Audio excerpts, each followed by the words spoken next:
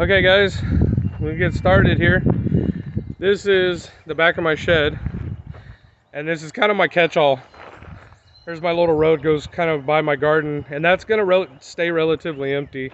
But my catch-all, all this stuff I've brought home this past year, and some stuff that's just been lingering around. I haven't had time or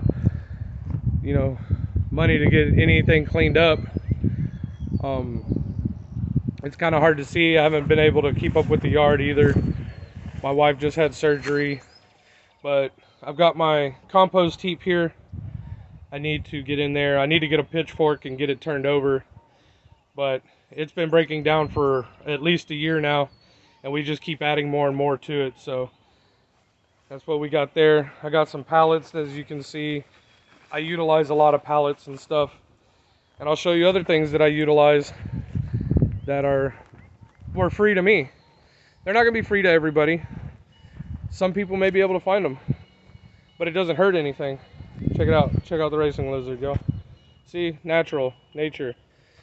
So again, I said this is a little driveway. It goes by my garden, and what I'm gonna be doing is up along this fence line right here. As you can see, the fence line, I'm gonna be putting some of my berry bushes and whatnot. I just picked up some blueberries today, so we'll go over here. I'll show you all that. Here's one of the grow tables that I built out of free pallets from my work, and you can go and source free pallets. You just got to find an industrial area in your town or a city close to you and just ask. A lot of people will give away pallets for free.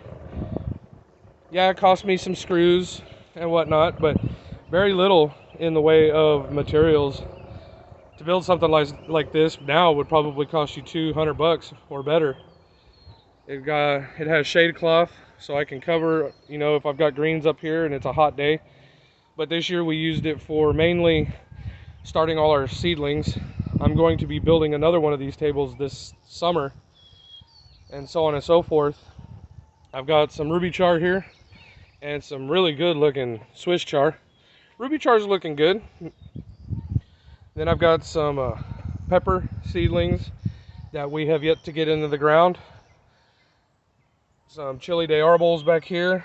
I'm not sure what these are. I think Danny said that they can be some big gems or New Mexico chilies, or maybe a couple of other different ones. We just had a whole bunch of seeds in a piece of aluminum foil, and he just threw them in cups, and that's what we were getting. These here are some carnival blend bell peppers and some salsa blend hot peppers. He's got these jalapenos here growing from seeds. We got a couple of mystery tomatoes. That's gonna go to some lucky person, along with these two seedlings. Well, almost full plants now, but these were from seeds from a plant that we overwintered, and I'm going to be showing y'all that later. But this plant is an awesome plant, really good tomatoes on it. And then my newest additions, I picked up 3 blueberry plants today. Got them from HEB, and if you see, it's already got blueberries on it, guys. Already got blueberries. I only paid $4 a piece for these. I got to get my berry beds made so I can have these guys in the ground. For now, they're going to stay in the pots, see how they do. If they start looking really bad, I'll make it a rush to get them in the ground. So we're going to come over here, start with the tomatoes. So these on the end and those two in the pots over there are spoon tomatoes, supposed to be the smallest tomato variety. They're very small, very, very tiny. Look them up, spoon tomatoes. Then you come over here and we've got some orange accordions. These are an heirloom variety, beefsteak type tomato, gonna get very large, up to 1 pound, maybe a little bit more. Bright orange colors, and these are from Baker Creek Seed Company, also Rare Seed Company. It's the same people. But moving on, these just got planted, by the way. But we'll move on to the ones we got in at the ground at the beginning of the year. So these are some tikis. Just bought these. I bought a container full of tomatoes from HEB, saved the seeds, and we've got a few of these actually growing and have given a couple away to my cousin's wife Heather, and I believe my mother got one of these as well. Most of my moms were a guess, so we'll find out in the coming months what she actually ended up with. Moving along, this is a sugar plum variety, and this thing just took off. It's got like 5 branches, and we're gonna let it grow out like that. Very bushy, gonna be a small cherry tomato variety, maybe a grape tomato variety. Back here I've got purple bumblebee, and I know y'all are probably thinking these are some crazy names, but I assure you they're real. You can look them up. Purple bumblebee, sugar plum. Then I've got a determinate tomato over here called the Thunderbird. It's supposed to be, you know, decent sized salad tomatoes, or, you know, dicing tomatoes for salads and whatnot. In this box over here, I've got a transplant from our overwintered plant. I've got actually 2 of them over here on each corner. And then I've got a sweet, I believe Danny said this is a sweet 100 in the middle, 2 San Marzanos, and a big brandy. And then I've got a pepper plant in here as well. I believe that's another Chili de Arbol plant, as you can see. I'm gonna pan back, guys. So a very full box. Seems like a lot, but I promise you we're gonna get a lot of tomatoes. And even if they don't reach their full height and potential, y'all are gonna see I've got more than enough tomatoes. Moving along, some extremely bad dirt that I bought. Little tip, guys, if you go buy dirt and you're unsure, when you go look at it, before you pay for it and buy it, just take a handful of it and pour some water on it and squeeze it. It's dirty, yes, but trust me, you're gonna love it in the long run. You can see how much dirt this is. All these pots that had that dirt in it, and look, it's just holding form. This stuff is like pure clay, guys. It's supposed to be topsoil mixed with 2 different types of mulch, and it's extremely heavy with clay, and it just was suffocating my roots, and I almost lost all my tomatoes. But we got them repotted in some good dirt from a place that I know of.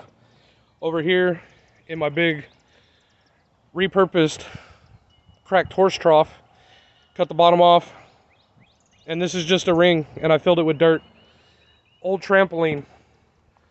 That's what's underneath these as weed barrier, and it's working great. Nothing grows. It's awesome. Old trampoline. So I've got 2 types of peas growing right here. These are sugar pod 2s, and some over here I've got Cascadias. Sugar pod 2s, you can see, already getting some sugar pods on them. Already getting some pods. Over here the Cascadias, trailing behind a little bit. Not sure if they just need some more time or they were old seeds, just not as vivacious as these were. Also starting to already get a little warm. Some days are 85, 90s, and I know peas don't really like them. I've got a unique temperature down here. I'm in zone 9B, and you can see everything else is, yeah, it's junky, but I got a chicken coop. I collect some scrap metal here and there. That, you know, I collect the scrap metal, it's free. I pile it up, it goes into the back of my truck when I got enough. I take it in, that's a little bit of cash, I throw that into the garden. You know, funds. There's my fully restored, minus the tires, 1974-ish Troy-built horse tiller. This was my grandfather's.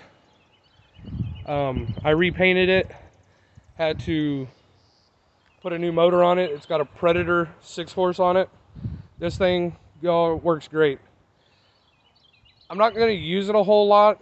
I may put in 1 or 2 more ground beds, but I've got just the one right now.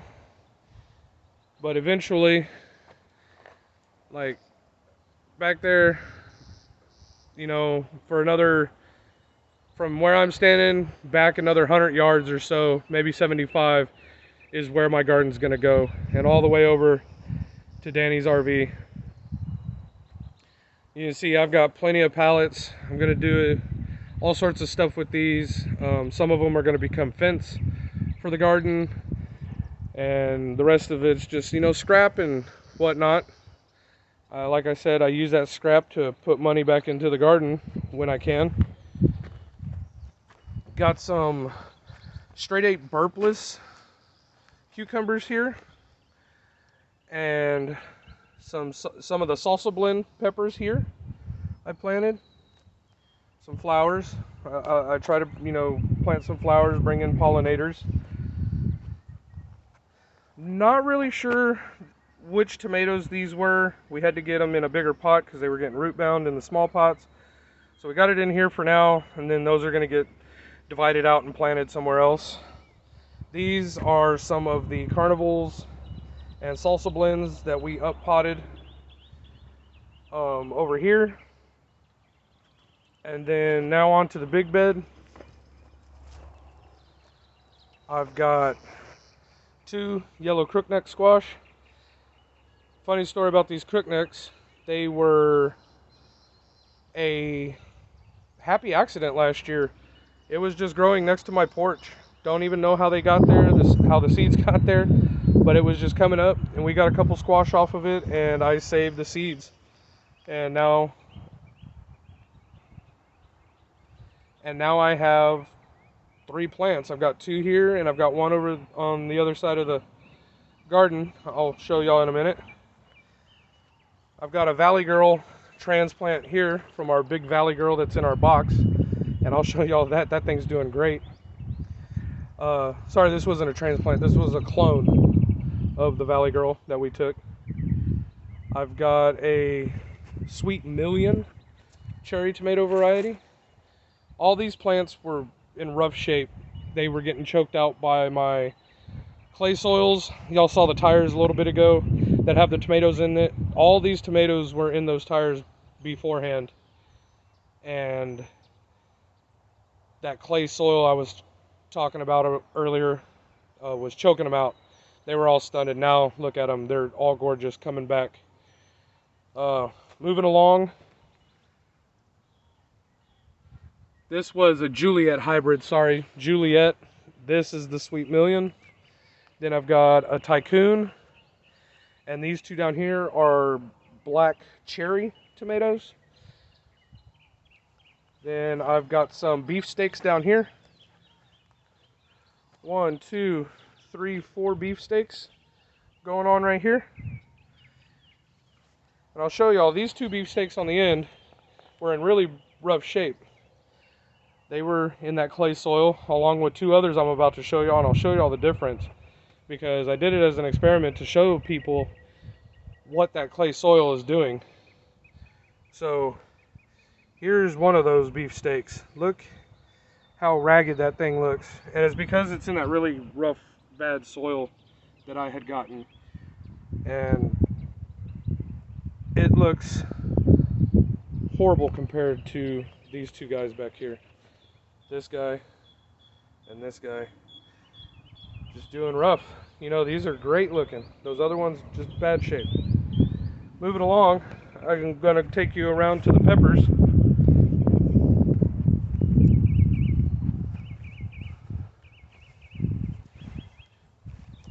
And here's the original Chili de Arbol plant that we took those other clones off of. As you can see, I'm already getting some peppers in there. I got a Poblano plant. It's doing real good. Already got a few peppers on it. Let's see if I can get one on there. Get one in the shot. There he is. There you go. Some bananas.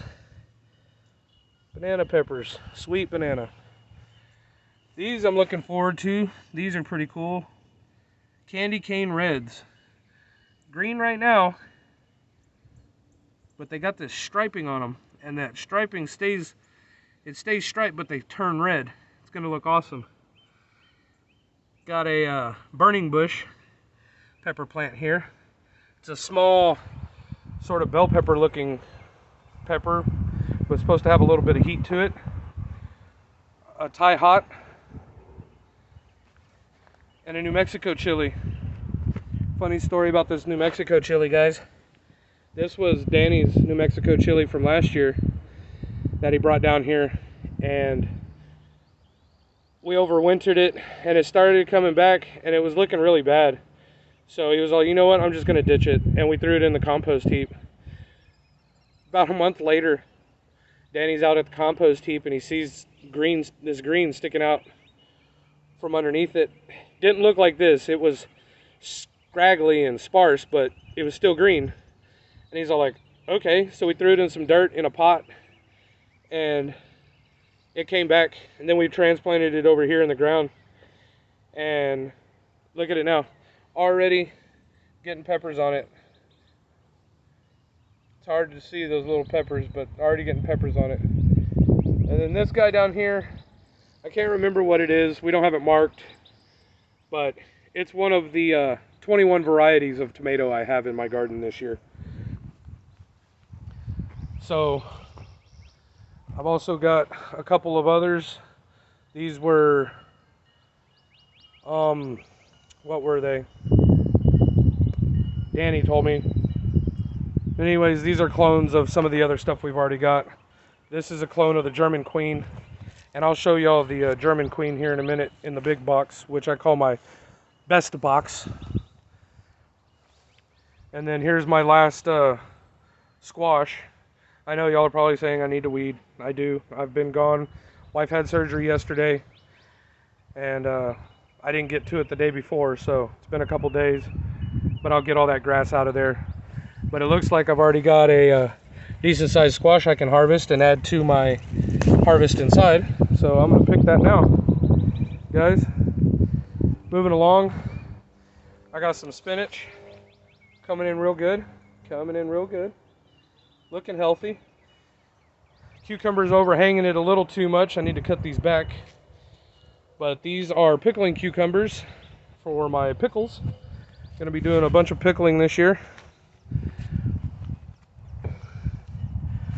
And we'll go in here. I'm not gonna pick any of these right now, guys, but I just want to show y'all, you know, I've got cucumbers already. Tons and tons of cucumbers everywhere, everywhere I lift. More and more cucumbers.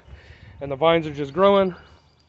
I'm gonna trim out some of these vines so they don't get too crazy on me, because they will. Moving along, I've got, this is the German Queen, another large beefsteak variety tomato. As you can see, I don't know if you can see it, I'm new at this, using my camera like this. There she is, right in there. German Queen, she's huge. Falling over already. We're gonna have to get her staked up. And then I have this Valley Girl. I showed y'all a clone that I have of her. Clone is very small, but as you can see, this Valley Girl, almost full clusters and just getting ripe. This is a determinate variety, and it was just one that was at the nursery when we went and picked them up, and it was a big plant already, and we're all like, you know what, we'll go ahead and take it home. Here's some more clusters on the Valley Girl. Just big clusters of tomatoes. You know, full clusters all the way over to here. She's a determinate variety, but she seems like she's finally topped out. And this box I've had for about 2 or 3 years now, and I might get one more season out of it before it completely explodes on me. Down here, I've got some Early Girl. I got an Early Girl. We've got a Sweet 100. And then I'll take y'all around to the back of the box and show y'all the plant that we overwintered this year. I'm gonna try and show y'all this, but all this box, the whole back half from the edge of the German Queen all the way to the other side of the box is all that one plant. We had it in a pot last year, and Danny took it in to the garage, and we overwintered it, or into my shed, and we overwintered it and put her back out here in the garden box, and she has just absolutely exploded, guys. I've already picked probably 5 or 6 pounds of tomatoes off this thing, and as you can see, she is just loaded with more tomatoes, like all the way in, all the way down, just clusters and clusters of tomatoes, all the way till we get to Danny's cactus garden. And I'm not real sure, he's probably got 12, 15 different varieties out here of cactus, all part of the same family more or less. Not all of them, he does have different ones, but all these bigger ones are all part of the same family. Got some succulents out there, and I'll show y'all underneath here. You know, I've got some pot storage, all my seedling pots and whatnot, a couple racks. Got my seedling mix tote. That's what I use to mix my seedling mix up in and get it all planted up, get my pots filled and get all the seeds planted, ready to go. Always best to have at least a couple pump sprayers, guys. I got the little handheld one for watering seedlings, got the bigger one for putting out organic pesticides and nutrients for the plants. Over here is kind of the backside of those pepper plants that I was showing y'all a minute ago. But I got this big ring that's going to end up being potatoes. And then I'll take y'all over here. We'll go back around to the backside. I've got all these grow bags that I purchased. I'm going to go get dirt this weekend, and we're going to get these all planted up so we can get all our peppers in them, so on and so forth. Little bamboo trellises. Y'all saw a lot in the video that I use a lot of the bamboos for the tomatoes, getting them staked up and nice. And we're going to go this way.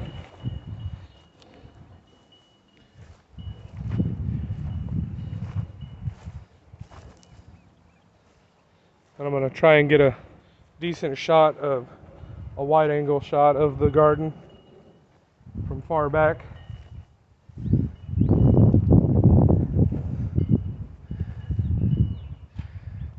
There you go, guys. And eventually it's going to come all the way this way to Danny's, to almost all the way to Danny's, and all the way back. Little quote-unquote permaculture garden. I'm gonna have, you know, my own composting, gonna be doing vermicomposting. I want more berries. I'm gonna have blackberries and raspberries. I've already got blueberries.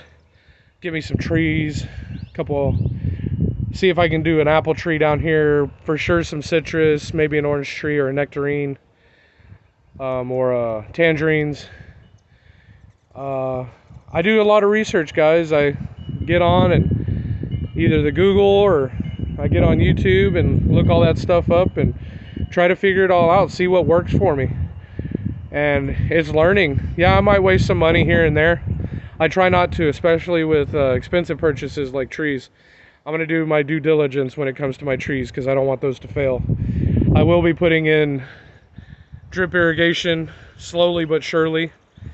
You can already see I have a lot to cover as far as drip irrigation is concerned. But I will be getting everything situated and cleaned up. And once all that's done, you know, I'm going to bring y'all on another big grand tour. Between now and then, you'll see little snippets of me out in the garden, Danny out in the garden. We're going to be doing videos on different nutrients and stuff and what we like to do and helping with treat problems and pests and all sorts of stuff. So I look forward to hearing from each one of you. You know, like, subscribe, and comment. And till next time, I love y'all and have a good day.